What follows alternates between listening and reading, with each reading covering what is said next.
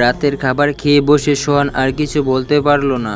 রান্নার কোনো তুলনায় হয় না এমন একটা মেয়ে যদি তার সবসময় রাঁধুনি হয়ে থাকতো তাহলে কতই না ভালো হতো। খাবারগুলো খেয়ে দুজনেই ঘুমানোর জন্য নিজের রুমে চলে গেল।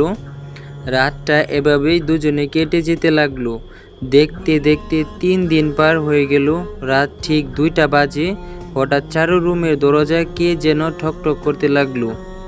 এত রাতে কে তার দরজার সামনে এসে তাকে ডাকবে? চারুর মুহূর্তেই গলাটা শুকিয়ে গেল। সন্ধ্যায় সোহান বলেছিল তাকে নাকি সকালে কিছু কাজ করতে হবে, তাহলে কি রাত না হতে কেউ চলে এসেছে? কথাগুলো ভাবছে আর চুপি চুপি দরজার দিকে এগোচ্ছে। খুলবে কি খুলবে না এসব ভাবতে ভাবতে দরজা খুলে ফেললো। ভাইয়া আপনি এত রাতে? চারু তাড়াতাড়ি রেডি হয়ে নাও। এত রাতে আবার কি মহাকাশ পড়লো যে এই শীতে উঠতে হবে? কথাগুলো বলতে রুমের বাল্বটা জ্বালিয়ে দিল চারু। চুলগুলো এলোমেলো হয়ে তার কাঁধ থেকে নেমে পড়েছে। রাতের এমন দৃশ্য দেখে সোহান কি করবে বুঝতে পারছে না। ঠোঁটগুলো এত গোলাপি যে লিপস্টিকের তার কোনো প্রয়োজনই পড়ে না।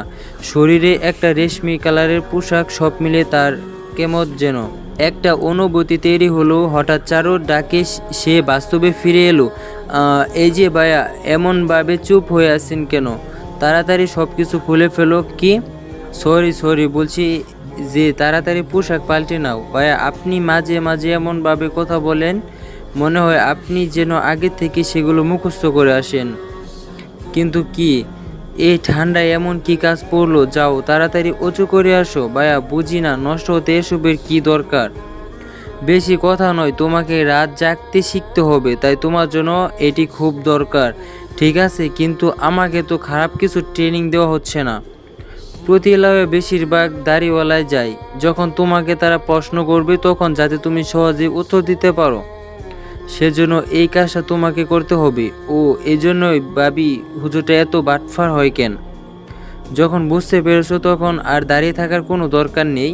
তাহলে এই যে লোকজন বলে জামা কাপড় আর কত কিছু খুলে ফেলে, এসব বিষয় কখন শিখাবেন?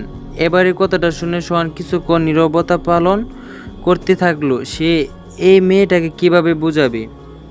চারু তুমি এখনও বাচ্চা, তোমাকে দিয়ে এসব একদম হবে না। চারু, যদি তোমাকে ক্লাস 5-এ পড়ার সময় 10ম শ্রেণীর প্রশ্ন দেওয়া হয় তাহলে তুমি কি করবে?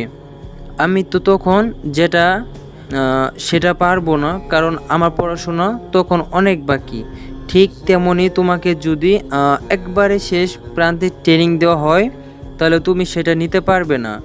কথা শোনায় চারু ভীষণ লজ্জা পেল। সে নিজের মাথায় আঘাত করে নিজেকে বলতে লাগলো, চারু তুই একটা গাধা, তুই কেন নিজেকে ছোটো করছিস? সোহান কথাগুলো বলে চলে যাবার জন্য আগ্রহ হতেই, ভাইয়া নামাজটা না হয় পড়ে নিবে, তবে কালকে কাজটা যদি আজকে একটু দেখিয়ে দিতেন।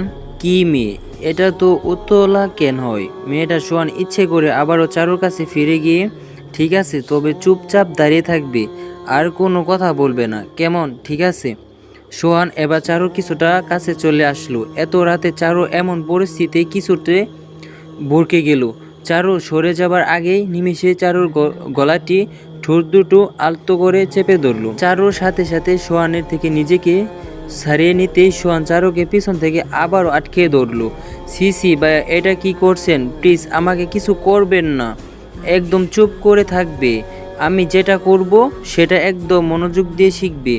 চারু হঠাৎ করে জোরাজুরি বন্ধ করে ফেললো।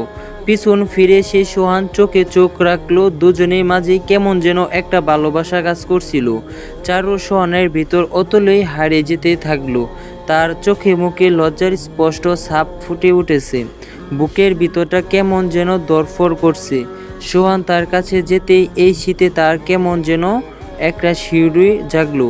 সোহান যখন তার কাঁধে হাত দুটো রাখলো তখন সে বুঝতে পারছিল কেন সোহান তাকে সব কিছু ধীরে ধীরে শিখাচ্ছিল। চোখটা তার হঠাৎ করে বন্ধ করে আসতে লাগলো। কিছুক্ষণ পর সে সোহানের নিঃশ্বাসটা তার নাকের কাছে অনুভব করলো। আলতো করে তার ঠোঁটটা সোহান চেপে ধরতেই তার ভিতরটা একটা জোরালো নিঃশ্বাস রয়ে গেল। তার মনে হলো সে আর আগে কখনো এমন অনুভূতি টের পায়নি। ঠান্ডা ঠোঁটের স্পষ্ট তার কথাগুলো বন্ধ করে দিয়েছে। সে বুঝতে পেরেছে এটা কোনো শেখানো ট্রেনিং না, এটা তার ভালোবাসার একটা অংশ। কিছুক্ষণ পর চারুকে সোহান নিজের থেকে ছাড়িয়ে নিল। চারু ঠোঁটগুলো তা থরফর করে কাঁপছিল। সে বুঝতে পেরেছে জীবনে প্রথম কোনো স্পর্শ কতটা ভুলে দিতে পারে। সবাইকে চোখ দুটো বন্ধ করে চুপ করে দাঁড়িয়ে রইল। হঠাৎ তার কানের পাশে কে যেন বলল, চারু, এটা কোনো ট্রেনিং ছিল না, এটা ছিল আমাদের ভালোবাসার একটা মুহূর্ত। কথাগুলো শোনা মাত্র চারুর ঠোঁটগুলোতে হাসির রেখা ফুটে উঠল। কিন্তু কথাগুলো একটু ভালোভাবে বোঝার পর চারুর চোখটা বড় বড় করে চারদিকে তাকিয়ে সোহানকে খুঁজতে লাগলো। কি তার সাথে চালাকি ট্রেনিংয়ের নাম করে তাকে ব্যবহার করা? কিন্তু চারু চারপাশে কাউকে দেখতে পেল না। মনে মনে বলতে লাগলো, কিপটে বদমাশ ছেলে কোথাকার, যখন এত ভালোবাসার শখ তখন আমাকে বললেই পারতি। পরক্ষণে সে আবারও হেসে উঠল। যেভাবেই হোক না কেন প্রকাশ্যে ভালোবাসা চেয়ে চুপি চুপি প্রেম বিনিময়েই ভালো। আর যাই হোক, ছেলেটা খারাপ হলেও বেশ রোমান্টিক হইতো, এজন্য ছেলেটা এত ফেমাস। তবে এটা একটা পাগল টাইপের, তবে সেটা কোনো সমস্যা না। পাগল ছেলেরাই একটু বেশি রোমান্টিক হয়, তারাই শুধু ভালোবাসাটা পাগলামির মাঝে নিজের করে নেই। হাসতে হাসতে সে অজুখানে বসে পড়ল। আর যাই হোক না কেন, সে এতটুকু বুঝতে পেরেছে যে সোহান তাকে অনেকটাই ভালোবেসে ফেলেছে, আর সে নিজেই তো সেই ছেলেটাকে ভালোবাসে। অজুখানা থেকে এসে ফ্লোরে জায়নামাজ পরে নিল। বোরখাটা পরে আয়নার সামনে থেকে জায়নামাজের দিকে অগ্রসর হতে লাগলো। তাকে আজকে এই ছেলেটি পাবার জন্য এই খোদার কাছে মিনতি করতে হবে।